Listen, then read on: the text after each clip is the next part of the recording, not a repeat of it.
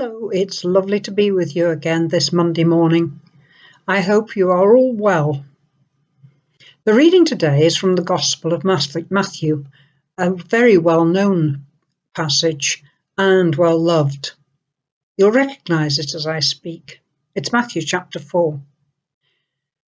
Jesus went throughout Galilee, teaching in the synagogues, proclaiming the good news of the kingdom, and healing every disease and illness among the people. News about him spread all over Syria, and people brought to him all who were ill with various diseases, those suffering severe pain, the demon-possessed, those having seizures, and the paralyzed, and he healed them. Large crowds from Galilee, the Decapolis, Jerusalem, Judea, and the region across the Jordan followed him. Now when Jesus saw the crowds, he went up on a mountainside and sat down. His disciples came to him, and he began to teach them. He said, "Blessed are the poor in spirit, for theirs is the kingdom of heaven. Blessed are those who mourn, for they shall be comforted. Blessed are the meek, for they will inherit the earth. Blessed are those who hunger and thirst for righteousness' sake, for they will be filled. Blessed are the merciful, for they will be shown mercy. Blessed are the pure in heart, for they will see God. Blessed are the peacemakers, for they shall be called children of God. Blessed are those who are persecuted because of righteousness, for theirs is the kingdom of heaven. Blessed are you when people insult you, persecute you, and falsely say all kinds of evil against you because of me. Rejoice and be glad, because great is your reward in heaven. For in the same way they persecuted the prophets who were before you." This is the word of the Lord. I told you you'd recognize it. Strangely, the thing that caught my eye before the Beatitudes was the bit about where people came to listen to Jesus and be healed.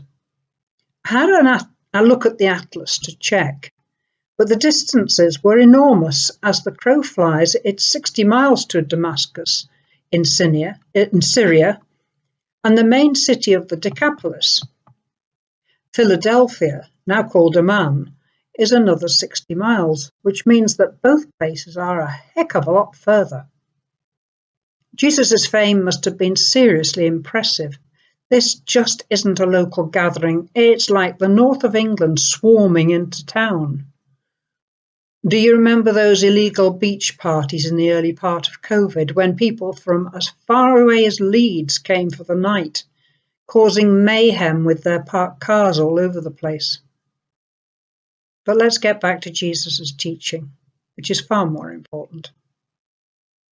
You will have realized that Jesus is calling people blessed, or happy, as one of the modern versions calls it.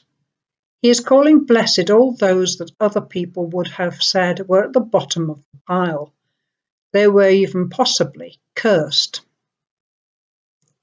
But no, in the kingdom of heaven that Jesus is heralding in, the poor in spirit will receive the kingdom of heaven, not those who are full of themselves and despise others. Those that mourn will receive comfort. In the original meaning of the word comfort, it meant with strength, so they will be strengthened and supported. Every group of people that Jesus is identifying with as those that needed lifting up, they will need to be loved. And that is what Jesus does. He lifts up the lowly. As he said, it is the ill who need healing, not the healthy. It is those in the depths that need lifting out of the pit, not those standing on firm ground, looking on.